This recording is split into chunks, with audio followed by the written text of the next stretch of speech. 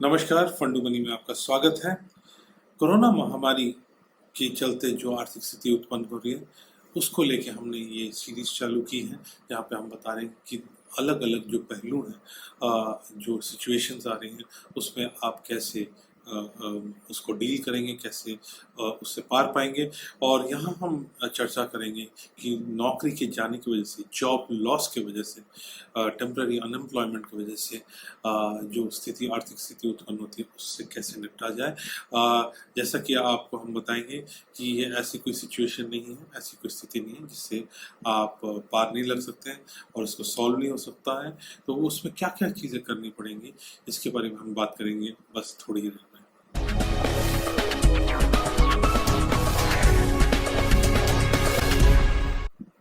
फंडूबनी में आपका स्वागत है।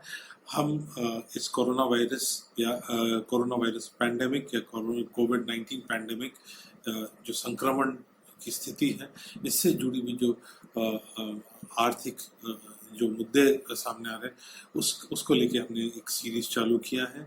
और जैसे कि हमने इस सीरीज में हेल्थ इंश्योरेंस के ऊपर हमने एक चर्चा की है, इसी तरीके से यहाँ हम बात करेंगे जॉब लॉस या नौकरी के जाने की वजह से जो स्थिति उत्पन्न हो जाती है, वो आर्थिक स्थिति, उससे कैसे आप डील करेंगे, कैसे आप उसको लेके आगे बढ़ेंगे, अपने परिवार को सुरक्षित रखेंगे। तो इसके बारे में बात होगी। मैं बताता चलूँ कि ये डिस्कशन थोड़ा सा लंबा होगा, तो अगर इसको आप वीडियो के रूप में देख रहे हैं तो आप सीधे डिस्क्रिप्शन सेक्शन में जाके आप वहाँ पे आप वीडियो के डिस्क्रिप्शन सेक्शन में वो हिस्सा देख सकते हैं, जहाँ पे वो मुद्दा जो आपको इंटरेस्ट करता है, उस पर आप सीधा भी जाके देख सकते हैं। हम इसके साथ कुछ लिंक्स भी डिस्क्रिप्शन सेक्शन में डालेंगे, वीडियोस या पॉडकास्ट से जुड़ी हुई, तो वहाँ पे भी आप जो दूसरे पॉडकास्ट या वीडियोस हैं, तो वो भी जाके आप चेकआउट कर सकते हैं। तो चलिए हम लोग बातचीत शुरू करते हैं। तो सबसे पहले आपको क्या करना है, तो अगर मान लीजिए आपको खबर मिल जाती है कि आपको ये सूचना दी जाती है कि शायद आपकी नौकरी नहीं रहेगी या तुरंत नौकरी जा रही है, तो सबसे पहला काम आपको ये करना है कि आपको अपनी एम्प्लॉयर्स, जो आपके संस्थान में जहाँ काम कर रहे हैं, वहाँ पे आपको थोड़ा नेगोशिएट करना पड़ेगा कि अगर और कोई रोल है जो स्मॉलर रोल है, जो छोटा रोल है, शायद किसी और टीम में या आपके काम से जुड़े हुए किसी फंक्शन में, जहाँ पे आप मान लीजिए 2 दिन आपने काम किया या पार्ट टाइम काम किया, तो उससे क्या होगा, अगर ऐसी एक अरेंजमेंट आप कर सकते हैं, तो फिर क्या होगा, थोड़ा बहुत इनकम आपका बनता रहेगा। ये इसलिए कहा जा रहा है कि आपके एकदम से नौकरी जाने की वजह से, एकदम से जो आपका जो टर्मिनल बेनिफिट्स हैं, जो एकदम से सेवरेंस पे जो आपको मिल रहा है, जो रकम आपको दी जा रही है, उसको आपको तुरंत ना छूना पड़े, उसको ज़्यादा इस्तेमाल ना करना पड़े। शुरू में अगर आपको थोड़े बहुत खर्चे उठाने की कोई एक इनकम का स्रोत मिल जाता है, तो वो बहुत इम्पोर्टेंट है, उसको ढूंढना ज़रूरी है। और कहाँ ये बेहतर मिल सकता है, आपके जो जिस संस्थान में काम कर रहे हैं उससे बेहतर शायद आपको ना मिले। इसके अलावा या आपके अपने संस्थान में अगर नहीं हो रहा है, तो इसके जो कंपटीशन के संस्थान हैं या उससे जुड़े हुए संस्थान हैं, उसी टाइप के संस्थान हैं, वहाँ पे जाके आप देख सकते हैं पार्ट टाइम, क्योंकि फुल टाइम एम्प्लॉयमेंट शायद आपको मिलने में एकदम से वक्त लगे, और जैसी आर्थिक स्थिति है शायद उसमें वक्त लगे, इसलिए आपको वो वक्त आपको लेना है। आपको दबाव जो है उस आपके ऊपर पूरा ना बने, ये आपको कोशिश करनी है। और इससे ये ज़रूर होगा कि कोई आपके जो बजट का आइटम है, मान लीजिए ग्रोसरीज है, आप जो राशन लाते हैं, या मान लीजिए कुछ फीस वगैरह देनी पड़ती है बच्चों के स्कूल की, या कोई और खर्चे हैं जो आप रेगुलरली करते हैं, तो जिस जिस पीरियड में, जिस टाइम में आप एक नई नौकरी ढूंढ रहे हैं, तो वो खर्चे की जो हेड्स हैं, एक्सपेंस के हेड, वो एटलीस्ट कवर हो जाएंगे। इसके अलावा आप टेम्पररी जो एम्प्लॉयमेंट या टेम्पररी जो जॉब्स हैं, आपकी स्पेशलाइजेशन से जुड़ी हुई, तो इस टाइप की बहुत सारी वेबसाइट्स, पोर्टल्स हैं, दूसरे संस्थान हैं, जहाँ पे आप स्पेशलिस्ट या आपके स्किल के अनुरूप पार्ट टाइम असाइनमेंट्स होते हैं, कंसल्टिंग असाइनमेंट्स होते हैं, टीम बेस्ड, टीम में कंट्रीब्यूट करने, कंट्रीब्यूटर्स के हिसाब से आपको रखा जाता है, तो उनकी चीज़ों को वहाँ पे आप ढूंढ सकते हैं। जैसे जैसे ये सिचुएशन राइज करता रहता है, स्थिति आगे बढ़ती है, तो इनसे क्या होगा, एक छोटा सा इनकम का आय का स्रोत आपका बना रहे। इसके अलावा आपको क्या और क्या करना है, जो सबसे पहली बात आपको करनी है वो ये है कि हमने काफ़ी डिस्कशन फंडों बनी में किया है कि इमरजेंसी फंड्स वो होते हैं जो आपके इमरजेंसी में लगते हैं, और ये टिपिकली कहा जाता है कि 3 महीने के खर्चे के बराबर होना चाहिए। तो इमरजेंसी फंड्स टिपिकली आप bank accounts, savings accounts, fix deposit, liquid funds वगैरह में डालते हैं, जहाँ से आप जल्दी से पैसे लेके आप अपने जो ज़रूरत है उसके हिसाब से कर सकते हैं। क्योंकि एक जॉब लॉस जो है उसमें आपको थोड़ा लंबा पीरियड, जैसे मेडिकल इमरजेंसी में आपको फौरन पैसे चाहिए, पर यहाँ पे आपको बार बार चाहिए होगा, क्योंकि हर महीने आपके रेगुलर खर्चे होंगे, कुछ महीनों के लिए शायद आपको इंतज़ाम करना पड़े। तो आपको जो सेवरेंस पे है, जो आपको कंपनी या आपकी संस्थान आपको दे रही है नौकरी जाते वक्त, उसका एक हिस्सा या ज़्यादातर हिस्सा आपको इमरजेंसी फंड में अगर पहले नहीं था उसको आपको बनाना है। अगर पहले था, मान लीजिए 1 या 2 महीने के बराबर का पैसा था, तो उसको थोड़ा बढ़ाना है। आपको तकरीबन 3 से 6 महीने का हिसाब करना है। क्यों? क्योंकि आपके जो रेगुलर खर्चे होते हैं और उसका इंतज़ाम आपको करना है। तो इस तरीके से आपको सेवरेंस पे जो आपको जाते वक्त पैसा मिल रहा है संस्थान दे रही, उसका आपको इंतज़ाम करना है। तो इसके बाद जो आपके नॉर्मल खर्चे हैं वो तो आप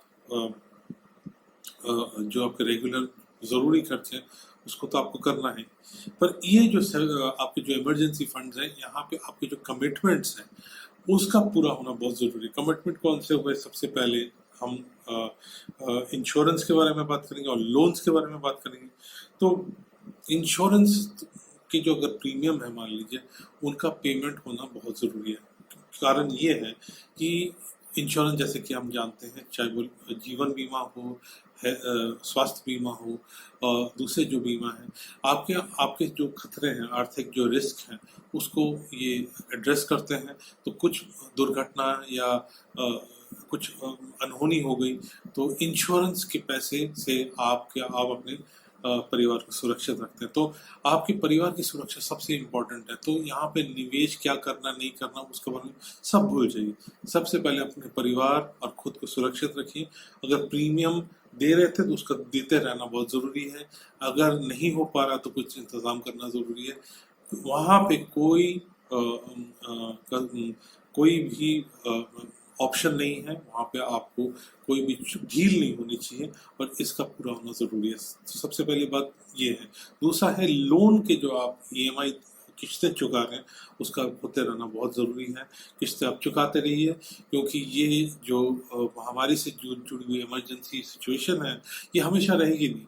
जब ये आगे आप बढ़ के निकल जाएंगे, अगर आप लोन में डिफ़ॉल्ट करते हैं, देरी करते हैं, कुछ और प्रॉब्लम हो जाती है, तो आपकी क्रेडिट हिस्ट्री में इम्पैक्ट होता है, क्रेडिट स्कोर में इम्पैक्ट होता है, और फ्यूचर में आपको लोन लेने में दिक्कत होगी। तो ये लोन्स जो हैं, आप इसकी ईएमआई भरते रहिए। अब जहाँ तक बात कुछ खास किस्म के लोन्स के हैं, कि आपको अगर मान लीजिए आप काफ़ी दबाव में है, प्रेशर में है, लोन्स को कैसे किया जाए, उसका कमिटमेंट, क्योंकि आपका एकदम से इनकम कम हो गया, तो कुछ चीज़ें आप कर सकते हैं। होम लोन में अगर मान लीजिए 15 साल की मियाद थी और आप पे करते रहे, और अब वो 10 साल की ही रह गई मियाद जो है, तो आप उस 10 साल की मियाद को दोबारा लोन कंपनी के पास जाके, होम लोन कंपनी के पास जाके मियाद को बढ़ा सकते हैं। मियाद को बढ़ाते ही क्या होगा, आपका ईएमआई नीचे आ जाएगा। अगर होम लोन कंपनी अग्री कर जाती है, तो इससे क्या होगा, आपकी जो मासिक आय है उसके ऊपर जो प्रेशर बन रहा है, और या मासिक जो आपने एलोकेशन किया है, जो अलग से पैसा रख रहे हैं, उसके ऊपर जो प्रेशर है वो थोड़ा सा कम हो जाएगा। इसके बाद जैसे आपके पास नौकरी आ जाएगी, फिर आप दोबारा उसको म्याद को छोटी कर सकते हैं, ये छूट ज़रूर होती है। अगर आपको और प्रेशर में आते हैं और लॉकडाउन में ढिलाई आती है, उसमें लूजनिंग होती है और आप दफ्तरों में, होम लोन कंपनी के दफ्तरों में जा सकते हैं या फ़ोन पे बात हो सकती है, तो आप बैलेंस ट्रांसफ़र भी कर सकते हैं दूसरी कंपनी के पास लेके गए जहाँ पे इंटरेस्ट रेट थोड़ा सा कम हुआ, वहाँ से देखा कि ईएमआई काफ़ी कम हो रहा है, तो ये चीज़ आप कर सकते हैं। पर ये तभी आप कर पाएंगे जब लॉकडाउन में जो रिस्ट्रिक्शंस वगैरह हैं वो अगर नहीं है, तभी आप कर पाएंगे। तो होम लोन में आप ये कर सकते हैं। जो चीज़ आपको करने में आपको दिक्कत होगी कि होम लोन की जो कंपनी है वो बहुत ही अनलाइकली है कि आपको ये कहेगी कि हम आपको ईएमआई देने से छूट देंगे, तो आपको जो है इंटरेस्ट या आपकी जो ऑब्लिगेशन वो उसको आगे किया जा सकता है, जैसे पीछे लॉकडाउन के होते वक्त किया गया है, थोड़ा शिफ्ट कर दिया उन्होंने, पर वो प्रेशर आपके ऊपर बना रहेगा। तो प्रेशर को कम करने के लिए ये चीज़ आप कर सकते हैं। दूसरी चीज़ है जो आपके सबसे महंगे जो लोन्स हैं जो क्रेडिट कार्ड से जुड़ी हुई होती हैं, क्रेडिट कार्ड आउटस्टैंडिंग आपका बहुत ज़्यादा है, तो वहाँ पे आप कुछ चीज़ें कर सकते हैं। आप एक्सप्लोर कर सकते हैं आपके इशूइंग जो बैंक है कि क्या आपकी जो अगर बहुत ज़्यादा आउटस्टैंडिंग अमाउंट है, क्योंकि उससे आपको इंटरेस्ट पेमेंट करना पड़ रहा है, कि क्या उस अमाउंट को आप एक रेगुलर लोन में कन्वर्ट कर सकते हैं, पर्सनल लोन या किसी और, जहाँ पे इंटरेस्ट रेट उससे कम होगा, 36-42 जो भी परसेंट जितना भी आप दे रहे हैं, उससे जो है इंटरेस्ट रेट अगर कम हो रहा है तो आपको थोड़ा बहुत फ़ायदा ज़रूर हो रहा है। तो उसको अगर आप एक रेगुलर लोन में कन्वर्ट कर सकते हैं और जितना कम इंटरेस्ट हो उतना बेहतर है, तो वो हम आप बात कर सकते हैं। और ये यहाँ पे बताना ये बहुत ज़रूरी है कि आप इसको बेख हटके आपके बैंकिंग इंस्टीट्यूशंस और जो अदर इंस्टीट्यूशन जो कार्ड्स या लोन्स जिन्होंने दिया उनके साथ बात करें, क्योंकि अगर आप मुसीबत को आने देते हैं और डिफ़ॉल्ट कर जाते हैं, तब बातचीत करने में जो परेशानी है, पहले बातचीत करने में उससे ज़्यादा फ़ायदा है। और इसमें आप मिल के संस्थान के साथ मिल के आप कर सकते हैं। अगर आप रेगुलरली पेमेंट कर रहे हैं अपने अपने ईएमआईज़ का, मासिक किश्त का या दूसरे आउटस्टैंडिंग का, तो मुझे नहीं लगता कि आपके जो संस्थान हैं वो आपको मदद करने से पीछे हटेंगे। आपको याद रखना पड़ेगा, हमें सबको याद रखना पड़ेगा, ये प्रेशर में हम सब हैं। तो इसलिए कोई संस्थान नहीं चाहेगा कि उनका जो कस्टमर है उसको वो इस तरीके से वो मुश्किल में डालें या खो दें उनको। तो ये आप इसको बेख हटके जाके नेगोशिएट कीजिए, बात कीजिए। और इसके अलावा आप कुछ चीज़ें और कर सकते हैं। आप क्रेडिट कार्ड के जो यहाँ पे जो जब आप कन्वर्ट करते हैं ऑफ कोर्स ईएमआईज़ में या किसी पर्सनल लोन में करते हैं, तो आपके जो बैलेंस है क्रेडिट कार्ड का, रादर क्रेडिट कार्ड की जो लिमिट है वो वह जितना आप आउटस्टैंडिंग है वो वहाँ से वो जितना पार्ट है वो निकल जाती है। तो मान लीजिए आपके 5,000 रुपये ही लिमिट के रह गए थे, तो वो उतना ही रह जाएगा, वो आपका लिमिट बढ़ेगा नहीं, रीइंस्टेट नहीं होगा जब तक आप दोबारा पे नहीं करते हैं। तो ये कुछ चीज़ें आपको याद रखनी है। एक चीज़ आप और कर सकते हैं, आप बैलेंस ट्रांसफ़र कर सकते हैं। आप अपने आउटस्टैंडिंग को उठा के लेके दूसरे संस्थान में लेके गए जहाँ पे इंटरेस्ट कम है और उस वजह से आपको फ़ायदा हो सकता है। तो यही चीज़ आप होम लोन में भी जो हमने बात की वो यहाँ पे भी है। इसी तरीके से आपको कार लोन में भी आपको रेगुलरली रीपे करना है, ईएमआई देना है। तो ये कुछ चीज़ें आपको ख्याल में रखनी है कि आपकी जो सिक्योरिटी है इंश्योरेंस से और repayment loan repayment track record है, उसमें कुछ गड़बड़ नहीं होना चाहिए। तो इसके अलावा आपको एक चीज़ और, जैसे कि हम कहते आ रहे हैं कि आपको देखना है कि सेवरेंस पे जो आपको जाते जाते जो रकम मिली है उसको छूना ना पड़े। और एक चीज़ जो है आपको नहीं करना है कि आपने जो सेविंग्स की है वो उसको आप ना छूएं। तब अब कई बार क्या होता है कि ये यहाँ पे आपके पास कोई चारा नहीं रह जाता है कि आप उसको छुए बगैर काम नहीं बनता है, आपको इस्तेमाल करना पड़ता है। तो आप कौन सी इन्वेस्टमेंट को पहले टच करेंगे? तो जिसका रिटर्न सबसे कम है, तो मान लीजिए कि फिक्स डिपॉजिट है जिसका उसमें इंटरेस्ट रेट सबसे कम है और आपके पास इक्विटी फंड्स हैं दूसरे जो कि अच्छा कर रहे थे, पर अभी शायद थोड़ा सा मार्केट की वजह से थोड़ा नीचे है, पर जहाँ पे आपको मालूम है कि मार्केट के ऊपर जाने या इकोनॉमी को बेहतर करने से एकदम से चेंज नहीं होगा, तो उनको आप टच कर सकते हैं। मान लीजिए ऐसा एक इन्वेस्टमेंट जो अंडर परफॉर्म कर रहा है कंसिस्टेंटली लास्ट 2 साल तक, बहुत ही अंडर परफॉर्म कर रहा है अपने बेंचमार्क्स के साथ, जैसे म्यूचुअल फंड बेंचमार्क्स होते हैं, उनके उनके वनस्पत वो अच्छा नहीं कर रहे, तो और दूसरे जो उसी टाइप के इन्वेस्टमेंट्स हैं वो वहाँ पे अच्छा नहीं कर रहे, तो उनको आप लिक्विडेट कीजिए, उनको आप इस्तेमाल कीजिए। तो ये एक तरीका हो सकता है। और यहाँ पे हमें याद रखना है कि हम कुछ महीनों के बारे में बात कर रहे हैं। अगर ये 3 से 6 महीने के बारे में बात कर रहे हैं, अगर इससे आगे खिंचता है तो वो इमरजेंसी नहीं, वो कुछ और हो जाता है, तो उसके ऊपर डिस्कशन अलग हो जाती है। पर अगर 3 से 6 महीने के लिए का जो पीरियड है, इसके लिए ये जो कुछ बातें हमने आपको बताई हैं, ये काफ़ी कारगर हो सकती हैं। कुछ चीज़ें आपको बिल्कुल नहीं करनी है। वो कौन सी चीज़ें हैं? एक तो हमने बताया कि इंश्योरेंस के साथ कोई छेड़खानी नहीं करनी। अगर इंश्योरेंस वहाँ पे शॉर्ट पड़ रहा है, तो आपकी जो सेवरेंस पे है, जो आपको जाते जाते मुश्त रकम मिली या कुछ और पैसे आपके हाथ में अगर आ जाते हैं, तो उसको लीजिए। मान लीजिए आपका लाइफ इंश्योरेंस की कवरेज ठीक ठाक नहीं है, तो ऑनलाइन जाके टर्म प्लान आपने ले लिया। अगर हेल्थ इंश्योरेंस की कवरेज ठीक ठाक नहीं है, कुछ आपको कम सी लग रही है, तो उसको आप लीजिए। याद रखिए, अगर दफ्तर आपकी जो कंपनी है वो आपको इंश्योरेंस कवरेज दे रही है, तो आपको खुद का इंश्योरेंस कवरेज होना ज़रूरी है।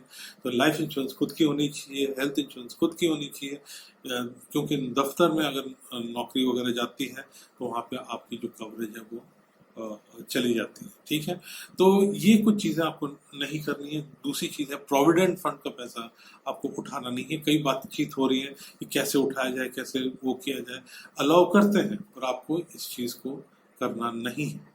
इसके अलावा आपको जो चीज़ नहीं करनी, जो आपके लॉन्ग टर्म इन्वेस्टमेंट्स हैं, जैसे पब्लिक प्रोविडेंट फंड है, इक्विटी फंड्स हैं जो कि अपने लॉन्ग टर्म अच्छा कर रहे थे, उनको आपको टच नहीं करना है। क्योंकि इक्विटी फंड्स में आप म्यूचुअल फंड्स में आप ये पाएंगे कि अगर मार्केट नीचे जा रहा है, पीछे से आपने एक हाई पॉइंट में मार्केट के तब आपने यूनिट्स खरीदी थी, या आप रेगुलरली इन्वेस्ट कर रहे हैं, तो ये आपके फ्यूचर के लिए है।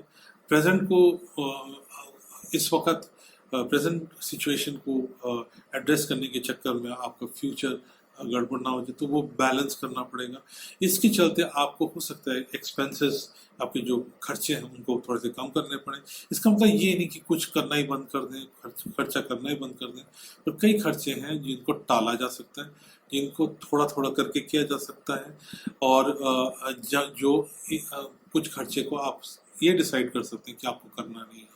तो ये कुछ चीज़ें अगर आप करेंगे, तो मुझे लगता है या हमें लगता है कि ये स्थिति से आप उबर जाएंगे, आप निकल सकते हैं। और आप एक नई जब तक आपको एक नई नौकरी नहीं मिलती है, तब तक का सिचुएशन आप संभाल सकते हैं। इसके बारे में और क्या कर सकते हैं, इसके बारे में सुझाव आप ज़रूर दीजिए। आपके और जो टिप्स हैं, आइडियाज़ हैं, ज़रूर शेयर कीजिए। अगर आप इसे यूट्यूब में देख रहे हैं यहाँ, तो आप कमेंट सेक्शन में जाकर सुझाव दे सकते हैं। अगर आप पॉडकास्ट साउंड क्लाउड में सुन रहे हैं, वहाँ पे भी सजेशन दे सकते हैं। इसके अलावा साइट में अगर आप देख रहे हैं हमारे www.fundomoney.com, तो फिर आप वहाँ पे भी रिस्पॉन्ड कर सकते हैं। तो हमें उम्मीद है ये आपको यूज़फुल लगा होगा, और हम इस श्रृंखला में, इस सीरीज़ में और जानकारी आपको लेके आएंगे। अपना भरपूर ख्याल रखिए। तब तक के लिए नमस्कार।